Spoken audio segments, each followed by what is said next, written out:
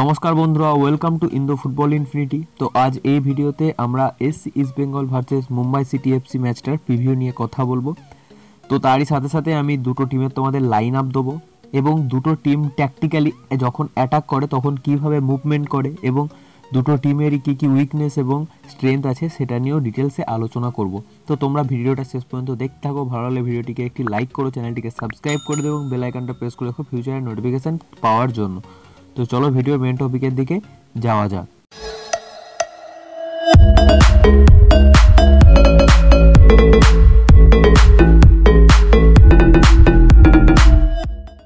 তো প্রথমে আমরা মুম্বাই সিটি এফসি দলটা নিয়ে আলোচনা করব। তো মুম্বাই সিটি এফসি দলটা নিয়ে যদি আলোচনা করতে হয় তাহলে এখনো পর্যন্ত মুম্বাই সিটি এফসি এই মরশুমের আইএসএল এ দুটো ম্যাচ খেলেছে, যার মধ্যে প্রথম ম্যাচটা নর্থ ইস্ট ইউনাইটেড এফসির এগেনস্টে তাদের কিন্তু একটা আনফরচুনেট রেজাল্ট এসছে। তারা 1-0 কিন্তু সেই ম্যাচটা হেরে যায়, যদিও সেই ম্যাচটা কিন্তু যথেষ্ট ভালো খেলেছিল মুম্বাই সিটি এফসি। এবং দ্বিতীয় ম্যাচ সার্জিও লোবেরা কিন্তু খেলে এফসি গোয়ার এগেনস্টে, অর্থাৎ একটা বিশাল প্রতিদ্বন্দ্বিতা ম্যাচ। কারণ তোমরা জানো সার্জিও লোবেরা এফসি গোয়ার কোচ ছিল, সেই জায়গা থেকে তাকে পার্ট হয়ে যেতে হয়, তারপর সে মুম্বাই সিটি এফসিতে আসে। তো সেই ক্ষেত্রে একটা বদলার ম্যাচ আমরা বলতে পারি। এবং সেই ম্যাচে কিন্তু একদম শেষ দিকে অর্থাৎ ইনজুরি টাইমে গিয়ে কিন্তু একটা পেনাল্টি পেয়ে যায় মুম্বাই সিটি এফসি এবং সেখান থেকে অ্যাডাম লেফন্ড্রে কিন্তু গোল করে এগিয়ে যায়। তো মুম্বাই সিটি এফসি দলটা নিয়ে যদি এবার আমাদের আলোচনা করতে হয় তাহলে মুম্বাই সিটি এফসি কিন্তু সিটি ফুটবল গ্রুপের সাথে যুক্ত হওয়ার পর তাদের যে ফরেনারগুলোকে এনেছে বা কয়েকটা ইন্ডিয়ান প্লেয়ারও কিন্তু খুব ভালো রিক্রুট করেছে।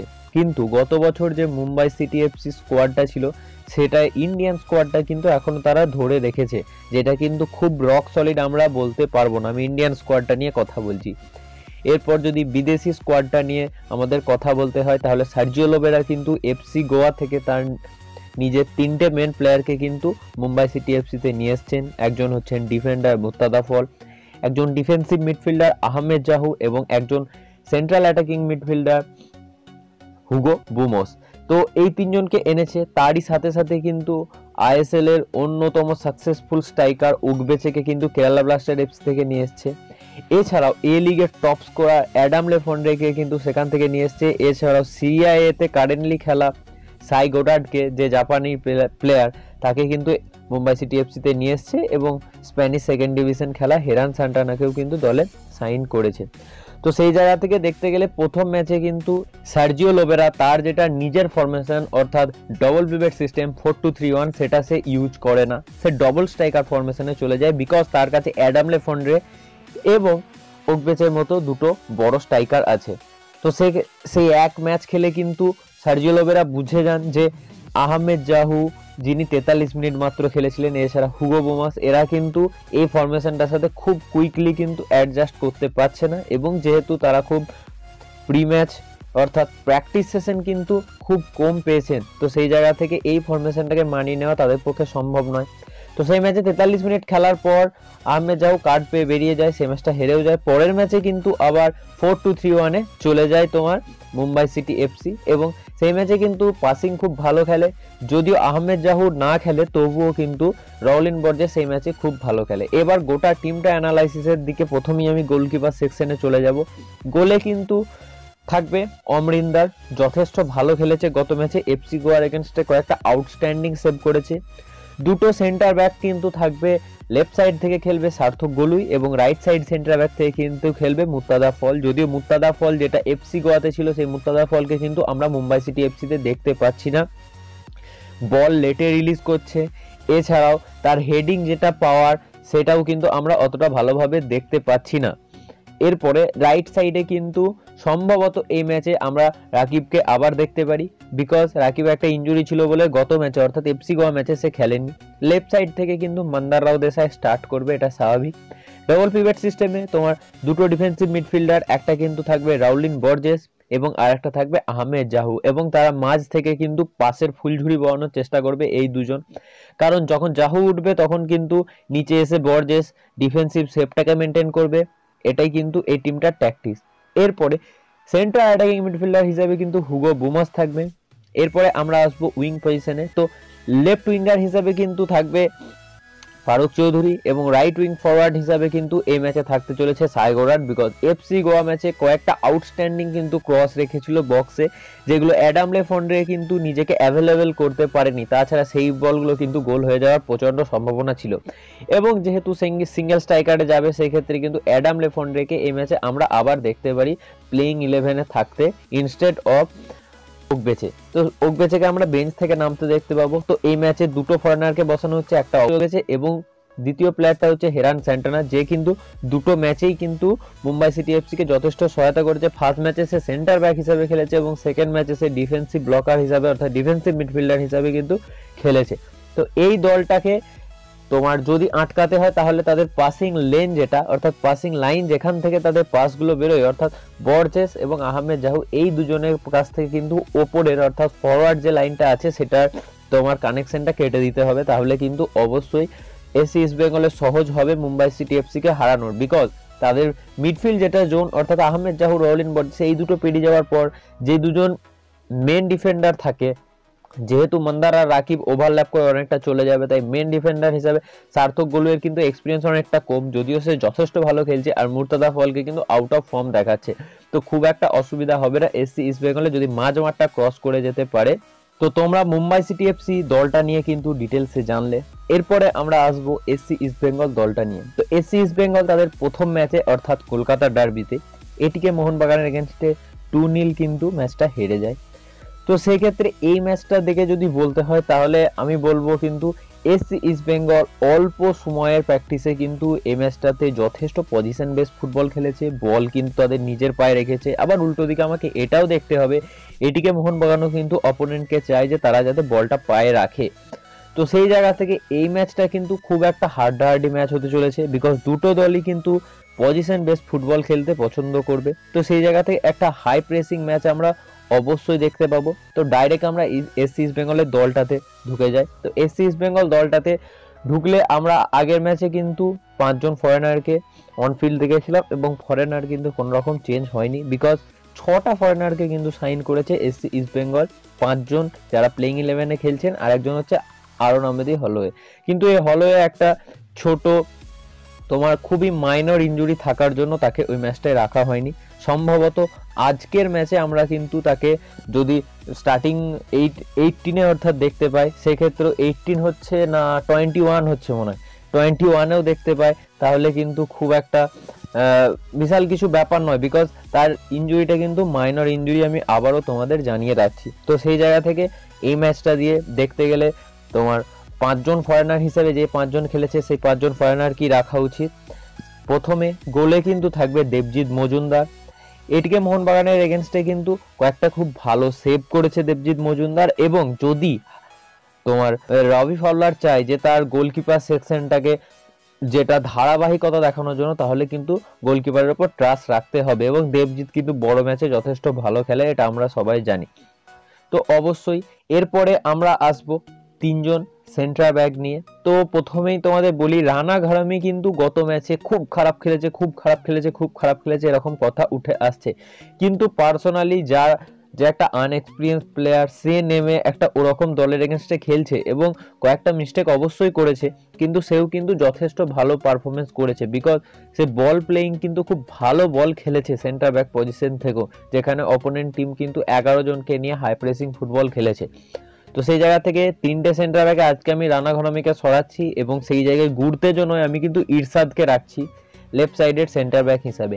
মেন সেন্টার ব্যাক হিসাবে ড্যানি ফক্স যেমন খেলছিল তেমন খেলবে, এবং লেফট সাইডের সেন্টার ব্যাক হিসাবে কিন্তু স্কট নেভিল খেলবে। যদিও স্কট নেভিল সেন্টার ব্যাক হিসাবে কতটা ভালো খেলতে পারে এটা নিয়ে আমার এখনো ডাউট আছে, বিকজ সে কিন্তু একজন সাইড ব্যাক, তাকে কিন্তু জোর করে সেন্টার ব্যাক পজিশনে খেলানো হচ্ছে, আমি এটা বলতে পারি। হ্যাঁ, সে সেন্টার ব্যাক পজিশনেও খেলতে পারে, কিন্তু প্রথম ম্যাচ থেকে তাকে অতটা ফিট লাগেনি সেন্টার ব্যাক পজিশনে।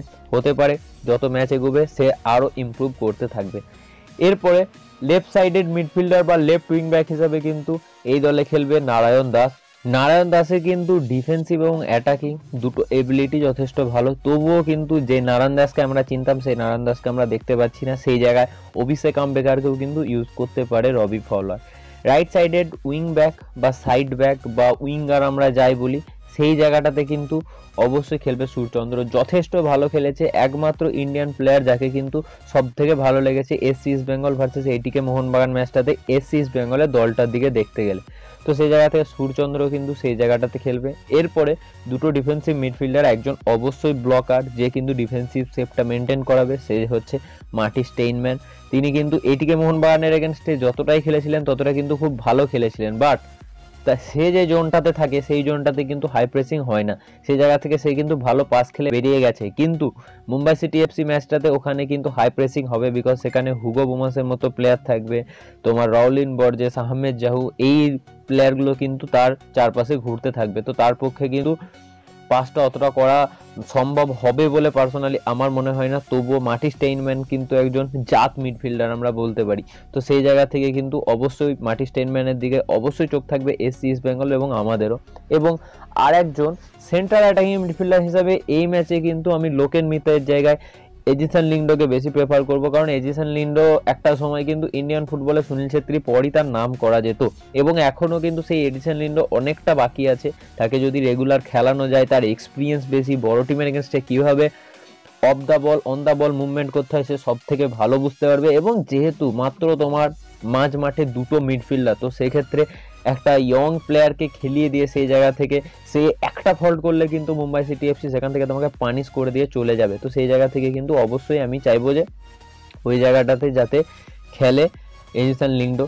এরপরে দুটো তোমার সাপোর্টিং স্ট্রাইকার বা দুটো উইঙ্গার আমরা যাকেই বলি, লেফট সাইড থেকে অবশ্যই পিলকিংটন চালু করবে এবং রাইট সাইড থেকে ম্যাগমা চালু করবে, যেমন গতকাল আগের ম্যাচে হয়েছিল এটিকে মোহনবাগানের এগেনস্টে। এবং একমাত্র সিঙ্গেল স্ট্রাইকার হিসেবে বলবন্ত কিন্তু এই ম্যাচটায় খারাপ খেলেছে আমরা বলতে পারি, কিন্তু বলবন্ত কতদিন ম্যাচের বাইরে ছিল, অল্প প্র্যাকটিস পেয়েছে, টিম কি শেপে খেলতে চাইছে, কি মুভমেন্টে খেলতে চাইছে সেটাও ফ্যাক্টর করে। তো বলবন্তকে এই ম্যাচে আমি চাইবো যে জেজেকে যাতে খেলায়, কারণ বড় ম্যাচ এবং যেহেতু বল হোল্ড করে খেলতে ভালোবাসে, তো সেই জায়গা থেকে এটাও কিন্তু খুব সহায়তা হবে। যেহেতু জেজে যদি বল হোল্ড করে তাহলে পিলকিংটন এবং ম্যাগমা দুজনে কিন্তু অনেক স্পেস পাবে ডিফেন্সের পিছনে রান করার জন্য। তো সেই জায়গা থেকে আমি জেজেকে কিন্তু এখানে অ্যাজ এ সিঙ্গেল স্ট্রাইকার হিসেবে দলে রাখছি। তো এরপরে আমাদের যদি দুটো দলেরই উইকনেস নিয়ে কথা বলতে হয়, তাহলে আমি প্রথমে মুম্বাই সিটি এফসির উইকনেসগুলো নিয়ে তোমাদের বলছি। মুম্বাই সিটি এফসির উইকনেস হচ্ছে তাদের ডিফেন্স। তাদের মাত্র একটা ফরেন সেন্টার ব্যাক আছে, মুর্তাদা ফল, তাকেও কিন্তু যথেষ্ট অফ কালার লেগেছে এফসি গোয়া ম্যাচটাতে। এবং আরেকজন তাদের সেন্টার ব্যাক, অর্থাৎ আমি বলতে চাই সার্থক গোলের কথায়, সে কিন্তু যথেষ্ট ভালো খেলার চেষ্টা করছে, কিন্তু সে আনএক্সপিরিয়েন্স প্লেয়ার। তো সেই জায়গা থেকে এটাও কিন্তু একটা বড় সুযোগ থাকবে এসি ইস্ট বেঙ্গলে, যদি চাপটা দুজন সেন্টার ব্যাকের ওপর খুব হাইলি ফেলা যায় পিলকিংটন এবং ম্যাগমাকে দিয়ে। এবং অবশ্যই দুটো সাইড ব্যাক, একদিকে রাকিব রাইট সাইড আর একদিকে মান্দার কিন্তু ওভারল্যাপ করে উঠে যাবে। তো ইস্ট বেঙ্গল যদি কাউন্টারে ঢুকে যেতে পারে, মান্দার অর্থাৎ লেফট সাইড খেলে, যেটা ইস্ট বেঙ্গলের রাইট সাইড হচ্ছে, সেই সাইডে অর্থাৎ মাগমা যদি ওই জায়গাটায় ঢুকে পড়তে পারে তাহলে কিন্তু অনেক চান্স ক্রিয়েট হতে পারে। এছাড়াও সূর্যচন্দ্র কিন্তু যথেষ্ট কয়েকটা পিন পয়েন্ট ক্রস রেখেছিল, সেই ক্রসগুলো যদি সে আবার রাখতে পারে সেক্ষেত্রে কিন্তু বড় থ্রেট হতে চলেছে মুম্বাই সিটি এফসির মান্দার রাও দেসাইয়ের ওভারল্যাপিংটা। এটা হচ্ছে মেন ব্যাপার, এটা হচ্ছে উইকনেস। এবং তারপরে তাদের ফরওয়ার্ড সেকশনেও কিন্তু উইকনেস আছে। প্রথমেই বলি হুগো বোমাস, যেটা এফসি গোয়াতে ছিল, আমি প্রথমেই বললাম সেই হুগো বোমাসকে কিন্তু আমরা পাচ্ছি না। এবং অ্যাটাকিং ফোর্সে অর্থাৎ আমি বলতে চাইছি সিএফ সেন্টার ফরওয়ার্ড পজিশনে যেই খেলছে, ওগবেচে বলো বা অ্যাডাম লেফন্ড্রে বলো, তারা কিন্তু পারফরমেন্স দিতে পারছে না। তো এটা কিন্তু খুব বড় উইকনেস, তারা কিন্তু গোল পাচ্ছে না, যদিও কিন্তু এই স্ট্রাইকারগুলো একটু সুযোগ পেলে তোমাকে পানিশ করে দিয়ে চলে যাবে। তো মুম্বাই সিটি এফসি উইকনেসটা নিয়ে আমরা কথা বললাম। এরপরে আসবো আমরা এসসি ইস্ট বেঙ্গলের উইকনেস নিয়ে। এসসি ইস্ট বেঙ্গলের উইকনেস বলতে গেলে প্রথমেই আসবো ডিফেন্সিভ শেপে। তাদের ডিফেন্সিভ শেপ এখনও ভালো নয়। যে গোলটা রয় কৃষ্ণ করে গেছে এসসি ইস্ট বেঙ্গলের এগেনস্টে, সেখানে তোমরা খুব ভালো করে দেখতে পাবে স্কট নেভিল কিন্তু কোনো রকম পজিশনই থাকেনি। ও যদি সেখান থেকে ব্লক করতে যেত কৃষ্ণাকে তাহলে কিন্তু গোলটা নাও হতে পারতো। কৃষ্ণার মতো একটা স্ট্রাইকারকে অতটা স্পেস দিয়ে দেওয়া কোনো মানেই হয় না। এছাড়াও রানা ঘরামিও কিন্তু খুব একটা ভালো খেলেনি, সেখানটাতেও চেঞ্জ আনতে হবে। এবং যেটা নারায়ণ দাসের পজিশন অর্থাৎ লেফট সাইড উইং ব্যাক বা মিডফিল্ড যাই বলো, সেই জায়গাটাতেও কিন্তু খুব বড় দুর্বলতা আছে এসসি ইস্ট বেঙ্গলের, আমরা কিন্তু দেখতে পাচ্ছি। স্ট্রাইকিংয়ে কোনো ফরেন স্ট্রাইকার নেই। যদি সম্ভব হয় কোনো স্ট্রাইকারকে তুলে নিয়ে 75 মিনিট 80 মিনিটের পর কিন্তু আরন আহমেদ হালুইকে কিন্তু ওখানে নামানো যেতে পারে, যে কিন্তু তোমার ফিজিক্যালি ফুটবলটা খেলতে ভালোবাসে এবং সে কিন্তু চান্সও তৈরি করতে পারবে, কিন্তু বলবন্তের জায়গায় জেজেকেই আমি কিন্তু প্রেফার করব। তো স্ট্রাইকিং লাইন আপ নিয়ে এখনও কিন্তু এসসি ইস্ট বেঙ্গলকে অবশ্যই ভাবতে হচ্ছে। এরপরে আমরা দুটো টিম ট্যাকটিক্যালি কিভাবে তারা মুভমেন্ট করতে পারে যখন অ্যাটাক করবে সেটা তোমরা দেখে নাও। তোমরা দেখতে পাচ্ছ এসসি ইস্ট বেঙ্গল অ্যাটাকের সময় কীভাবে অপারেট করবে। একমাত্র বক্স স্ট্রাইকার জে তাকে সাপোর্ট করছে ম্যাগোমা এবং পিলকিংটন ইনসাইডে ঢুকে এসে লিন্ডো কিন্তু পেন্ডুলামের মতো বক্সের উপর ঝুলতে থাকবে। ম্যাটিস টাইম্যানকে সেফ মেনটেন করতে হবে, দুটো উইং ব্যাককে কিন্তু ক্রস রাখতে হবে এবং ইরশাদ ফক্স এবং স্কট নেভিলকে কিন্তু ডিফেন্সিভ সেফটা অবশ্যই মেনটেন করতে হবে, বিকজ সেখানে কিন্তু অ্যাডাম লেফন্ডের মতো একটা স্ট্রাইকার থাকবে। তো আমি তোমাদের টোটালি ইস্ট বেঙ্গল কীভাবে অপারেট করবে এবং কোনগুলো পিছনে গ্যাপ থাকবে সেগুলো দেখালাম। এরপরে আমরা আসবো কিভাবে মুম্বাই সিটি এফসির সামনে যখন পড়বে তখন ইস্ট বেঙ্গল অপারেট করবে।